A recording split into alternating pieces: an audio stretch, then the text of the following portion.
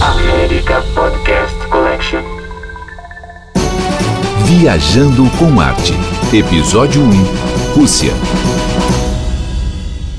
Oi, gente. Meu nome é Clarice Linhares. Eu faço parte de um projeto chamado Viajando com Arte, junto com a Milene Rizzo, e já temos uma trajetória aí de mais de 10 anos, né? Nós duas começamos como professoras de História da Arte, e com o passar do tempo, os nossos alunos começaram a nos pedir que a gente levasse eles daqueles lugares de tanto que a gente falava com tanto entusiasmo, e o projeto das viagens, então, começou há 10 anos, e de lá para cá já foram muitas viagens. A gente sempre procurou um viés mais exótico, onde as pessoas não se animassem a ir sozinhas. Então a gente fez Rússia, Marrocos, Índia, Camboja, Tailândia, enfim, foram muitos destinos.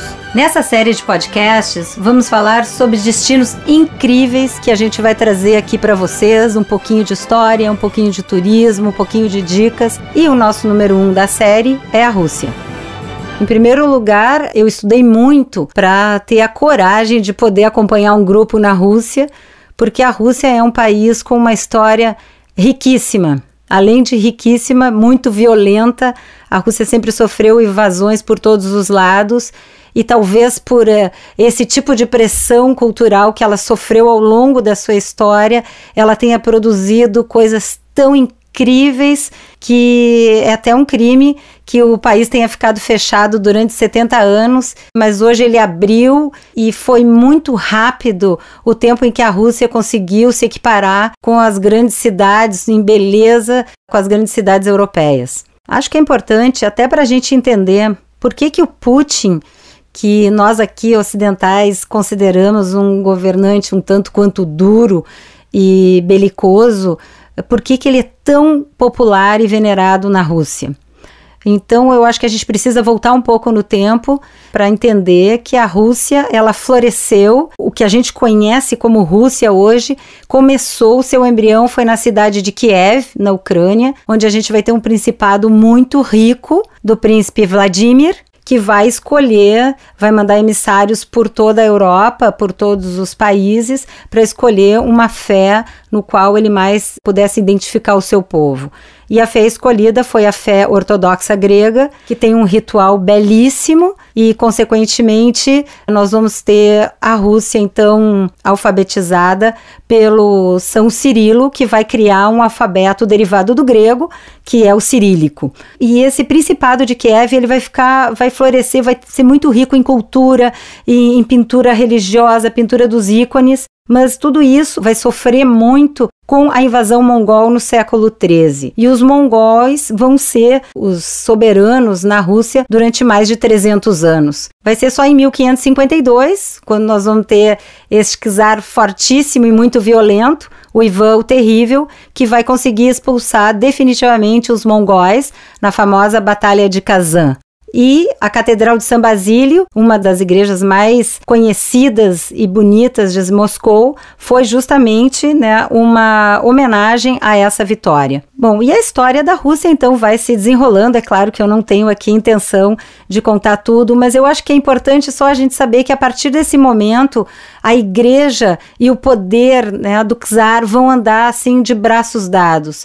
E só para vocês terem uma ideia, não vai ser até o início do século XVIII que a Rússia vai ser totalmente comandada pela Igreja Ortodoxa. Não vai se permitir livros impressos que não sejam de ordem religiosa, não vai se permitir pinturas que não sejam de cunho religioso, ou seja, na Rússia, até 1700, se a gente pensar que a Europa já tinha passado por tantos movimentos como Renascimento, Neoclassicismo, Romantismo, a arte na Rússia estava restrita à pintura dos ícones religiosos, certo? Que era uma pintura dominada pelos monges, que deviam passar por todo um ritual de purificação antes de começar aquela pintura. Então, o menino Pedro vai crescer nesse ambiente que ele considerava extremamente atrasado, supersticioso, místico, e o russo, ele olhava com muita desconfiança para tudo que fosse de fora, para tudo que fosse estrangeiro. E o Pedro, ele vai crescer no bairro alemão. Para vocês terem uma ideia, os estrangeiros, eles ficavam restritos a quase a guetos dentro de Moscou.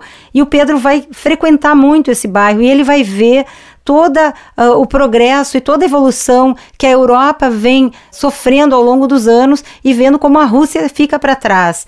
Então, no momento que ele consegue, depois de muitas brigas internas, de muitas disputas pelo poder, ele então é consagrado czar na Rússia, a primeira atitude que ele vai fazer é uma grande viagem. Ele vai levar uma entourage grande de pessoas com ele e ele vai andar nas grandes capitais europeias tentando aprender tudo. O Pedro era uma figura impressionante, ele tinha quase 2 metros de altura e ele era daquelas pessoas que vai lá e faz, porque não bastava apenas aprender, ele queria botar realmente a mão na massa e o sonho dele era criar uma grande frota marinha para a Rússia nos moldes do Império Britânico. Ele queria criar um exército nos moldes do exército prussiano e quando ele retorna 2 anos depois, ele vai então trazer muitas pessoas qualificadas em todas as áreas de interesse do conhecimento, né, para poder botar a Rússia. E uma coisa que é muito importante, por isso eu estou falando aqui do Pedro, é que a cidade de São Petersburgo, ela saiu inteiramente da cabeça do Pedro. Ela é diferente de todas as outras capitais, mas tem um pouco de todas as cidades. Tem um pouco de Amsterdã, um pouco de Londres, um pouco de Paris. Foi uma cidade totalmente planejada. Vocês imaginem que naquela época a Rússia sofria um tipo de escravidão, que era a servidão da terra, onde o servo era obrigado a ficar na terra que ele nasceu e viver lá restrito ao seu proprietário pelo resto da vida. O Pedro vai mobilizar servos da Rússia inteira e vai conseguir construir uma capital num lugar mais impróprio. Vocês imaginam que lá perto do Golfo da Finlândia, onde os ventos do norte, onde o rio Neva inundava as ilhas, e ele vai conseguir construir essa capital no tempo recorde de 50 anos. Então, São Petersburgo, ela já nasce com uma aura mítica, com uma aura como se ela tivesse sido construída no céu e simplesmente Pedro a tivesse baixado na terra. E aqui vai se criar uma divisão que existe na Rússia até hoje, que são os ocidentalistas contra os orientalistas. Por que o Pedro vai fazer? Ele vai combater tudo aquilo, todo aquele atraso que a Igreja Ortodoxa Russa representava. Ele vai querer abrir uma janela para o Ocidente, para a Europa. E a partir de Pedro, então, a arte vai começar a se desenvolver, a literatura vai começar a se desenvolver, a marinha, enfim, a Rússia vai tentar buscar aqueles anos de prejuízo em que ela ficou atrelada ao poder restritivo da igreja. Bom, e depois do Pedro, claro, nós vamos ter vários czares que sucederam, czarinas, né? Nós vamos ter Elizabeth, filha dele, nós vamos ter a grande Catarina, que era uma princesa alemã, que sofreu um processo de russificação, que ela ficou mais russa do que qualquer outra russa. A Catarina era uma moça muito inteligente, falou russo muito rápido, e ela fez grandes conquistas para a Rússia. E eu acho que hoje nós, turistas, nos beneficiamos muito das coisas que a Catarina realizou. Os grandes palácios, os palácios que a gente vai e fica assim, boquiaberto, palácios que colocam Versalhes, com perdão da palavra, tornam Versalhes casinhas de campo simples, porque o luxo e a opulência dos palácios russos realmente são proverbiais, são coisas incríveis. Então, nós vamos ter a sociedade russa nesse momento chegando num nível altíssimo de sofisticação. Só para vocês terem uma ideia, chegou num ponto, como a Catarina, ela era apaixonada pelas ideias iluministas franceses, ela era amiga do Voltaire, do Diderot, Montesquieu. A sociedade russa não falava mais russo, eles falavam apenas francês. Então vocês imaginam o choque dessa gente quando Napoleão invade a Rússia em 1812. E aí eles perdem o chão, eles perdem a referência. E são esses oficiais russos, tendo contato com o exército, com os rankings mais baixos do exército, que eles vão reaprender, eles vão se perguntar onde é que a gente andava até agora, que a gente não conhece a verdadeira alma russa. E aí que toda a história dá uma guinada, que os russos começam a se perguntar quais são as verdadeiras origens, o que eles são feitos, porque até então eles estavam fazendo uma cópia fiel da sociedade francesa. Então nós vamos ter figuras aqui no século XIX, figuras do mundo da arte, e uma figura que é muito importante na história do mundo da arte russa, que é o Pavel Tretyakov, que ele vai começar a sua coleção particular somente com artistas russos. e hoje ele, depois da sua morte, ele deixou mais de 400 mil obras, então nós vamos ter um verdadeiro panorama cronológico de toda a história da arte russa, contida na Galeria Tretchakov em Moscou, que aliás é uma das dicas que eu dou, porque eu acho que, claro que não faz sentido a gente ir a Moscou e visitar apenas o Museu Pushkin, que é incrível, é bárbaro, porque os russos no século XIX, principalmente o Shishkin e o Morozov, foram grandes colecionadores de Picasso e Matisse. Matisse, inclusive, foi a Moscou apenas para inaugurar a sala de música do Shishkin, mas eu acho que, como o Museu Pushkin, nós vamos ter o Museu do Prado, nós vamos ter o Ossé, o Louvre, enfim, eu acho que antes de vocês quererem conhecer o Museu Pushkin, é uma obrigação visitar a Galeria Tretchakov.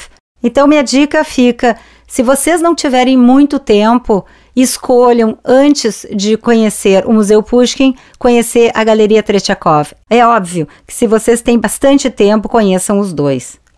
Bom, gente, o que seria importante num roteiro pela Rússia? Eu acho que, para começar, um roteiro na Rússia tem que ter no mínimo uns 10 dias, certo? E é óbvio que 2 capitais que são essenciais para a gente conhecer é Moscou e São Petersburgo. Se você tem um pouquinho mais de tempo, eu faria um percorrido que a gente chama o Anel de Ouro, que pode ser feito em 2 dias, né? 2 noites no Anel de Ouro. Tanto faz começar por São Petersburgo ou Moscou, e eu acho que é muito legal, uma vez que a gente está em Moscou, fazer, então, a partir de Moscou, fazer o Anel de Ouro, e depois eu acho que é legal também ter a experiência de andar num trem de alta velocidade na Rússia, que faz esse percurso entre Moscou e São Petersburgo em 4 horas e meia, servem jantar, enfim, é uma experiência bacana, a gente vai olhando um pouco do interior, da janela do trem, e eu não sei se é porque aqui no Brasil não tem trem, mas eu amo quando eu consigo colocar um trecho de trem numa viagem.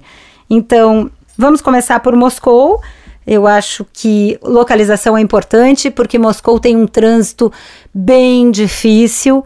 Então, se você puder ficar perto da Praça Vermelha e fazer muitas das atrações a pé, vai ser assim, você já vai otimizar bastante o seu tempo. É claro que a atração número 1 de Moscou é a Praça Vermelha e o Kremlin. A Praça Vermelha, por mais adjetivos que eu dei aqui, nada é comparável à sensação daquela praça ampla, e quando a gente então se remete à Rússia soviética, onde haviam aquelas grandes paradas militares, que até um dos portões que hoje foi reconstruído, na época socialista eles foram demolidos para permitir a entrada dos grandes foguetes, das aeronaves, enfim, fazer aquela grande demonstração de poder. A Praça Vermelha tem a São Basílio, que é aquela igreja com aquelas cúpulas que a gente chama cúpulas de cebola, né, toda coloridas, parecem assim quase um confeito. A São Basílio, ela é muito mais bonita por fora do que por dentro. Então, se vocês também não têm muito tempo, não é necessário entrar. O mausoléu do Lenin, ele abre todos os dias, a gente não pode parar, mas a gente pode passar para observar a figura embalsamada do Lenin, que existe até hoje a discussão, mantemos ou enterramos. E o Kremlin, sim, é uma visita que vai tomar de vocês no mínimo um turno, é incrível, é um pouco burocrática, não vou mentir, a Rússia ainda é um país atrelado à burocracia e nem todos os russos estão acostumados a tratar com os turistas, às vezes eles podem ser um pouco grossos, mas eu acho que cada vez mais isso está diminuindo, as pessoas estão falando mais inglês, hoje em dia também no metrô não vamos ter só o alfabeto cirílico, vamos ter todos os nossos caracteres latinos, então, e é um metrô com bastante facilidade de funcionamento. Mas o Kremlin é uma visita incrível e todo mundo vai visitar o Museu da Armeria, onde tem os vestidos das czarinas, o vestido de casamento da Catarina, que tem uma cinturinha que você não vai acreditar, que é aquela senhora gordinha que depois a gente vê nos quadros, uma vez entrou naquele vestido. A gente vai poder ver os ovos Fabergé incríveis, todas as pratarias, enfim, o luxo. E uma dica que pouca gente visita e que a gente precisa de um ingresso especial é a Diamond Found, que é uma uma sala que abriga, vocês não vão acreditar na riqueza, eu nem consigo entender como é que isso se salvou durante todos aqueles anos conturbados da Revolução, os enormes diamantes, pepitas de ouro, as joias, realmente as coisas espetaculares que os czares ostentavam e que, na verdade, né, exageraram um pouco na dose e acabou dando no que vocês já conhecem.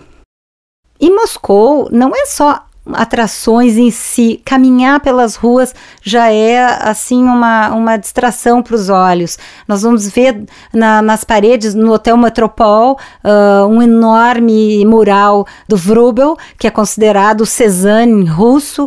Caminhar pelas ruas, a gente vê as antigas mansões, os antigos clubes, e bem ali pertinho da Praça Vermelha está o famoso Balé Bolshoi, que é uma visita imperdível. Mesmo que você não vá assistir um balé, eu acho que vale entrar e conhecer, porque é o verdadeiro templo do balé, né? Que foi o Marius Petipa, convidado pela Catarina, que se estabeleceu na Rússia e fez o balé, enfim, se desenvolver mais na Rússia do que na França. É claro que todo o conhecimento de uma cidade, eu acho que a gente precisa fazer um city tour, né? Às vezes a gente pode achar que é uma coisa já que é demais, mas eu acho que é muito importante para a gente ter o primeiro contato com a cidade. E quando você estiver nesse city tour, fica um pouquinho mais afastado, um lugar que é lindíssimo, é o convento de Novodevitch. É belíssimo o estilo barroco russo, e para onde os czares mandavam as suas esposas ou as suas irmãs, quando eles estavam meio cheios delas, e na frente desse convento tem um lago belíssimo que inspirou Tchaikovsky a compor o Lago dos Cisnes. Outra coisa que vai chamar a atenção de vocês no skyline de Moscou são umas enormes torres que são chamadas das Sete Irmãs. São um exemplo clássico do barroco stalinista, são prédios gigantescos, onde serviram para vários propósitos. Hoje em dia, uma delas é a Universidade de Moscou, e outra um Radisson Hotel, enfim, apartamentos de luxo transformados, e é uma coisa bem interessante também. E uma outra dica que eu daria, se sobrar tempo, é vocês fazerem um cruzeiro pelo rio Moskva ao entardecer, que a gente tem uma visão diferente da cidade se iluminando num pôr do sol, que é muito legal. Outra curiosidade que eu acho que vale uma visita é a igreja, que hoje é sede da Igreja Ortodoxa Russa, que é a Igreja do Cristo Salvador, uma igreja que fica na beira do rio e que foi destruída pelo Stalin. Destruída e construída uma piscina pública no lugar. Eu achei muito interessante quando eu cheguei em Moscou e a guia, que devia ter uns 30 anos na época, me disse: e há pouco tempo atrás que eu vim saber que aqui tinha uma igreja, porque eu sempre nadei nessa piscina e não fazia ideia. Mas com a queda do muro, né, com a Glasnost, perestroika, a comunidade de Moscou se juntou para levantar fundos e conseguiram achar os antigos projetos, e ela foi totalmente reconstruída com o dinheiro da comunidade, exatamente como ela era antes. E aqui eu vou fazer uma curadoria pessoal. Eu acho que o ser humano, ele precisa de algum tipo de espiritualidade. Eu acho que a gente consegue abafar durante algum tempo alguma coisa, mas não tudo, todo o tempo. E é incrível, hoje em dia a gente vê como os russos estão se batizando, como eles estão casando na igreja, a gente entra na igreja e muitas pessoas estão na igreja. Então isso, e é um ritual tão lindo que, se vocês tiverem oportunidade, pode ser em qualquer igreja. Vocês sabem que a igreja ortodoxa é diferente da nossa, ela não tem o altar, ela tem uma porta que divide o divino do mundano. Diferente da nossa igreja, que tem a forma de cruz latina, a igreja ortodoxa, ela é muitas vezes hexagonal, ou seja, as pessoas são livres para andar por dentro da igreja, e sempre, claro, vai ter o ícone onde as pessoas vão lá se prostrar e fazer a sua oração. Bom, e como ninguém é de ferro, eu acho que todo mundo gosta de uma dica de compras, né? Porque quem é que vai para a Rússia e não vai trazer uma matrioshka, que são aquelas bonequinhas, né, que vão guardando uma dentro da outra, e até disso os russos fazem piada, porque hoje a gente tem matrioshkas com os governantes, matrioshkas com os jogadores de futebol, enfim.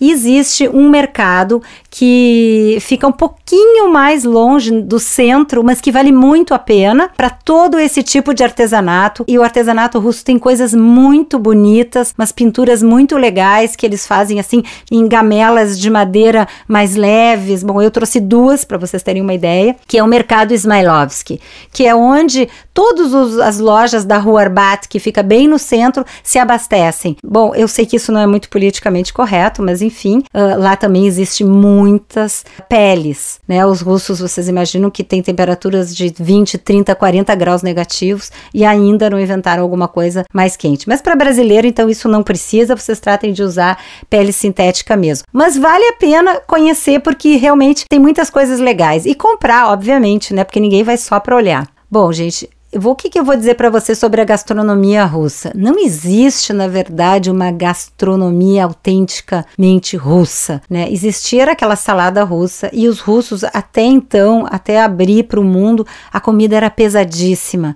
Vocês imaginam com aquele clima, muita maionese, muita gordura, enfim. Hoje em dia, esqueçam, eles já conseguiram, assim, ter restaurantes maravilhosos e se eu tiver que recomendar um restaurante, eu recomendaria o Café Pushkin. A ideia que eu tenho é que ele transporta a gente para um filme Ana Karenina. Ele é todo ambientado como se fosse no século XIX. Existe uma moça que toca harpa. O ambiente é belíssimo. A comida é maravilhosa. Então, anotem aí o Café Pushkin. E se ainda o Café Pushkin não foi suficiente, se vocês querem, assim, arrasar em termos palacianos, vocês então visitem o Turandot. Turandot é uma ópera de Puccini, é sobre uma princesa. E esse restaurante, que fica, assim, a 100 metros de distância do Café Pushkin, é uma coisa impressionantemente linda. E é claro, vocês só vão ver Jaguares, Porsches estacionados na frente, né? Porque em termos de novo riquismo, eu acho que os russos estão despontando aí, disparado do resto do mundo. Não, e nem só de palácios é feita as viagens, né, gente? Existe uma cadeia que chama Teremok, que é onde a gente pode comer um lanche rápido, delicioso, que são as blinis. As blinis é a versão russa das panquecas, dos crepes. E aí a gente pode comer de salmão, de caviar, enfim, de todos os sabores possíveis e imagináveis. São uma delícia, vocês encontram Teremok em vários lugares. E para as pessoas mais resistentes, claro que sempre vão encontrar as cadeias, né, restaurantes italianos, Jamie Oliver, enfim, a Rússia hoje em dia a gente não se aperta porque realmente eles se globalizaram. Outra coisa que é absolutamente imperdível na Rússia, particularmente em Moscou, é visitar o metrô. Gente, é uma das poucas ou única coisa maravilhosa que o Stalin realizou. Realmente o Stalin, ele não economizou no que ele queria que se chamassem Palácios do Povo. E realmente o metrô de Moscou, onde circulam mais de 8 milhões de pessoas por dia, além de ser limpíssimo, funcionar dentro dos horários, eles parecem um palácio. Realmente a Konsolomskaya, Mayakovskaya, estações belíssimas, e eu acho que a gente traça assim umas 4 ou 5 no pequeno anel circular e tem uma boa ideia do que foram os metrôs de Moscou. Muito profundos, né? Durante a guerra eles funcionaram como abrigo aéreo, né? Tem metrôs, estações que têm mais de 100 metros de profundidade, muito organizado e é uma visita realmente muito, muito legal. Para quem tem mais tempo e vai fazer o Anel de Ouro, eu recomendo 3 coisas imperdíveis. Uma, para a gente conhecer como funcionou a arte do século XIX na Rússia, é a Abramtsevo, que é a propriedade de um magnata russo, que era o Mamontov, que ele vai fazer um círculo muito interessante de artistas, vai promover saraus musicais, e vai ser é uma casa que é muito representativa. E ela fica num parque belíssimo. Então, assim, percam uma hora e visitem Abramtsevo, porque Abramtsevo também não é muito desvio de rota, porque Abramtsevo fica no caminho para quem vai conhecer o maior centro de peregrinação religiosa da Rússia, que é Sergei Posad, que é um complexo de mosteiros, né, todos em homenagem ao São Sérgio, que é o padroeiro da Rússia, e realmente é uma visita imperdível. São uma série de catedrais e de pequenas capelas belíssimo de conhecer e relativamente perto de Moscou. Então, essas duas atrações são imperdíveis. E a terceira que eu falei do Anel de Ouro, que vocês não podem deixar de conhecer, que é uma pérola, que é Suzdal. Só para vocês entenderem um pouquinho o que se trata esse Anel de Ouro. O Anel de Ouro, ele tem várias cidades que foram capitais antes de Moscou, ou seja, quando a Rússia medieval estava florescendo, ali nós vamos ter várias cidadezinhas com os seus Kremlins. Saibam que Kremlin em russo significa fortaleza, certo? Então todas essas cidadezinhas tinham os seus Kremlins, mas se a gente tem pouco tempo, né, eu optaria para conhecer Suzdal, que é uma cidadezinha incrível. Ela é cortada por um rio, então tem o seu Kremlin, tem as suas igrejas, tem os seus mercados. A gente vai ver vários produtores, aquelas russas bem gordas, com aqueles lenços coloridos, vendendo morangos silvestres, pepinos, cogumelos. Então, assim, artesanatos locais, colchas de patchwork. Então, eu acho que é muito importante a gente conhecer um pouco do interior quando a gente quer realmente entender melhor a alma de cada país. E fazer um passeio no Rio Volga, tudo isso é muito legal de fazer no interior da Rússia. Bom, vamos dizer que você seguiu o meu conselho e pegou o trem, então, de Moscou para São Petersburgo. São Petersburgo é uma cidade menor que Moscou, então ainda mais fácil da gente dominar ela a pé. O que vem na cabeça de vocês quando a gente fala de São Petersburgo? Eu acho que nós estamos falando do Palácio de Inverno, que abriga o Museu Hermitage, que foi, então, a obra. Na verdade, é uma injustiça histórica a gente só lembrar da Catarina II, porque quem mandou construir o Palácio de Inverno foi a Elizabeth, a filha do Pedro o Grande. Só que a coitadinha morreu, nunca conseguiu ocupar o palácio, né? E a Catarina, então, entrou e realmente inaugurou o Palácio de Inverno, que é uma visita belíssima. O meu conselho, por favor, reservem antes os ingressos, porque a fila para entrar no Hermitage é gigante. Então, tudo tem que ser muito planejado. Infelizmente, hoje, o mundo não dá mais espaço para um improviso. Então, se vocês quiserem fazer uma visita tranquila, reservem tudo antes e vocês vão evitar horas de espera e de transtorno. O Hermitage é uma coisa fabulosa. Realmente, a gente tem um apanhado de tudo, não só de arte pictórica, mas de móveis, de vestidos, de coleções, de coisas maravilhosas. Então, eu diria que essa é a atração número 1 de São Petersburgo. E do outro lado do Rio Neva, né, nós vamos ter esse rio principal, mas atentem que São Petersburgo, ela é cheia de canais, pode ser até chamada de a Veneza do Norte, as pessoas adoram dar esses apelidos. E o Pedro, a ideia meio utópica que ele tinha era que as pessoas nem usassem outro tipo de condução na cidade que não fosse barcos. É claro que isso depois se inviabilizou e ele construiu várias pontes. Mas então, um passeio pelos canais de São Petersburgo, a gente precisa fazer porque tem uma visão muito legal. E São Petersburgo, ela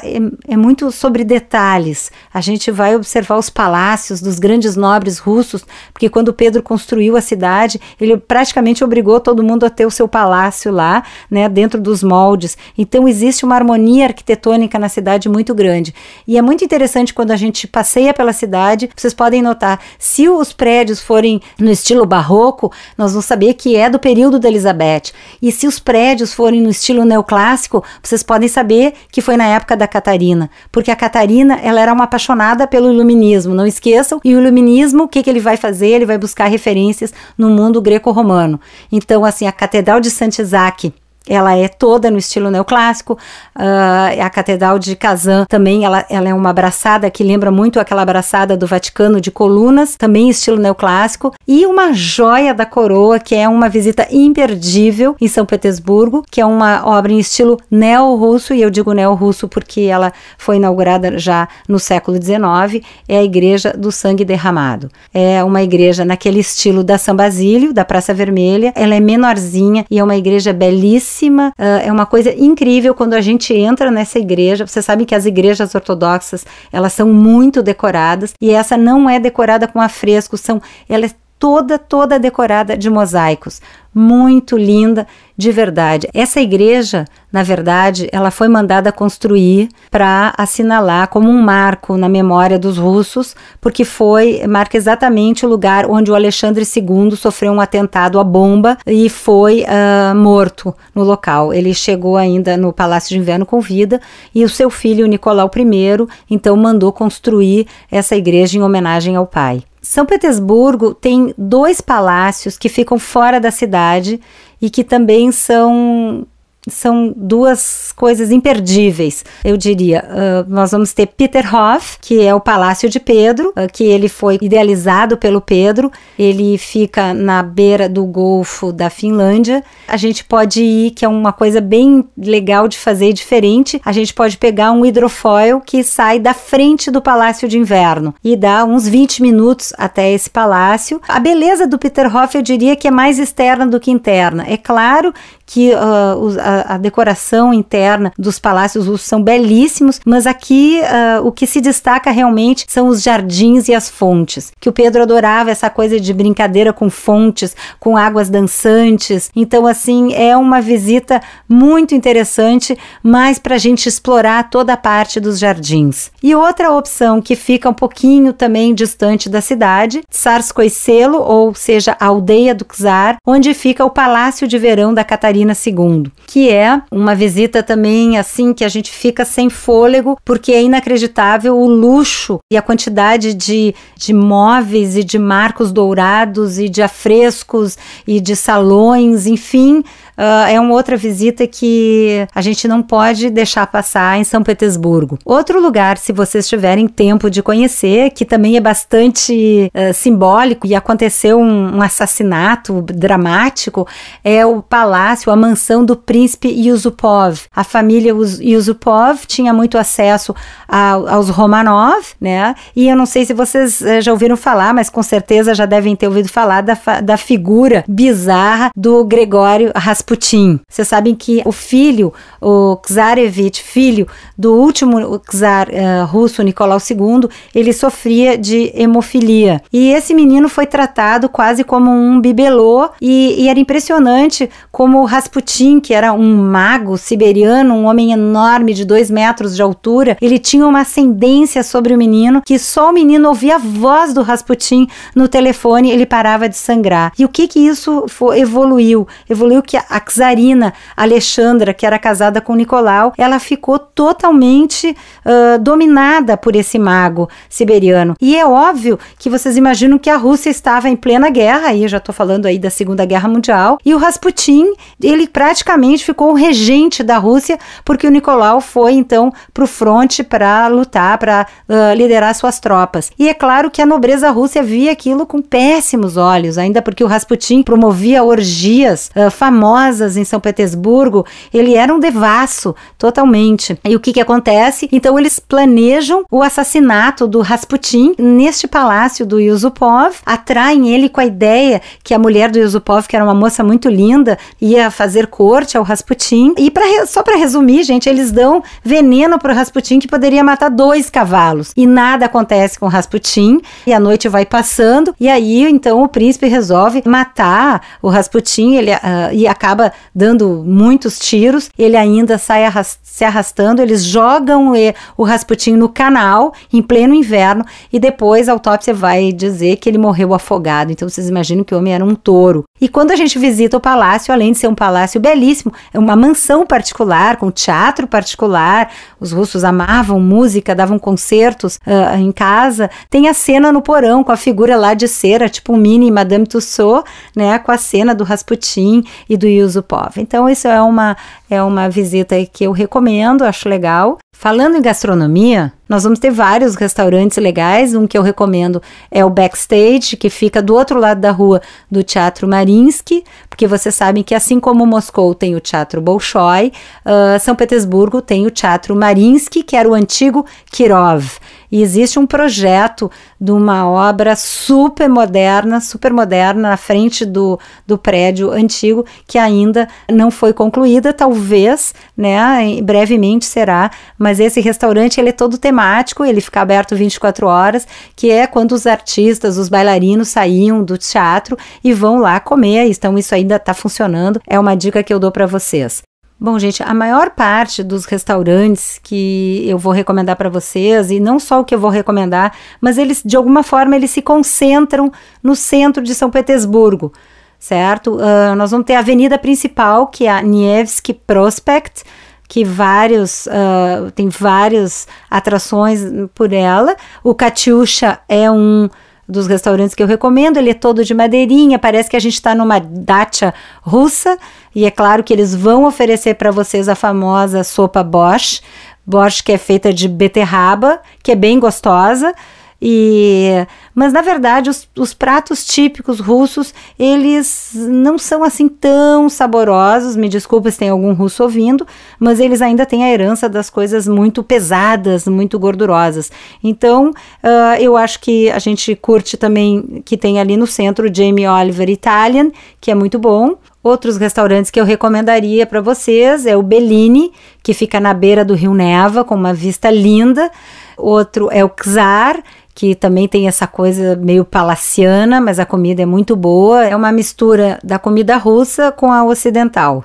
E uma coisa interessante que eu queria falar para vocês é para aqueles que curtem um pouco da literatura, que eu acho que é uma visita muito interessante, é visitar a Casa Museu do Dostoiévski, certo? É uma visita que não toma muito tempo, e que de bônus a gente tem do outro lado da rua um mercado, que eu sempre acho uma coisa bárbara para a gente conhecer um pouco da cultura através dos alimentos, das coisas que os produtores trazem para as grandes cidades. Nesse mercado a gente vai ver muito caviar, muito salmão, muitas frutas. Então é uma coisa interessante. Alguns pães que eles fazem tipo de é quase como se fosse uma salsicha, que dentro é mel com castanhas e nozes, é uma coisa típica deles. Então eu acho que é bacana fazer então esse programinha, né, de visitar a casa do Dostoiévski e depois atravessar a rua e conhecer esse mercado. Vocês podem estar se perguntando se vocês seriam capazes de fazer uma viagem à Rússia sozinhos. Eu acho que com certeza sim, né, se informando bastante antes, mas uma dica que eu sempre dou para os meus viajantes, quando eu monto os roteiros privados, é onde for possível, e de preferência com antecedência, alguém bem recomendado, é contratar um guia. Porque até numa cidade como São Petersburgo, gente, se vocês têm uma pessoa que está ali contando, vocês imaginam que São Petersburgo, quando era Leningrado, sofreu um cerco dos nazistas que durou quase 3 anos. E foi nesse ano, em 42, que a Rússia teve um dos piores invernos. Então, se a pessoa está ali caminhando em São Petersburgo com vocês e contando essas histórias, então o momento que vocês estão cruzando as pontes, que vocês estão vendo aquela cidade e vocês têm uma noção da carga emocional e de toda a história que ela viveu, eu tenho certeza que a experiência de vocês vai ser muito mais profunda, vai ser muito mais interessante. É pensar, uma coisa que eu sempre me lembro da história, é que o Shostakovich, aquele compositor russo, quando eles evacuaram a cidade e levaram a maioria dos músicos para o Cazaquistão, ele se negou e ele ficou em Leningrado junto com a Anna Akhmatova, que é uma das maiores poetisas russas, e ele compôs Leningrado em São Petersburgo. E é incrível como a gente essa peça musical, ela foi tocada em vários lugares no mundo durante a guerra e durante o cerco de Leningrado. Ele podia ouvir as bombas caindo na cidade e ele ficou compondo febrilmente aquela peça. Então eu acho que um guia é às vezes o melhor investimento que a gente pode fazer numa viagem. Bom, pessoal, aqui a gente vai encerrando esse episódio sobre a Rússia. Eu poderia ficar aqui mais uma semana contando histórias para vocês, porque realmente a Rússia é um país que me fascina. E se vocês quiserem saber um pouquinho mais e conhecer melhor a gente do Viajando com Arte, acesse aí o nosso site, que é www.viajandocomarte.com.br, ou a nossa página no Facebook, ou o nosso Instagram. E mesmo entre em contato com a gente, eu tenho o maior prazer de ajudar. A gente monta roteiros privados sob medida. Enfim, estamos aí para o que você sonhar. América Podcast.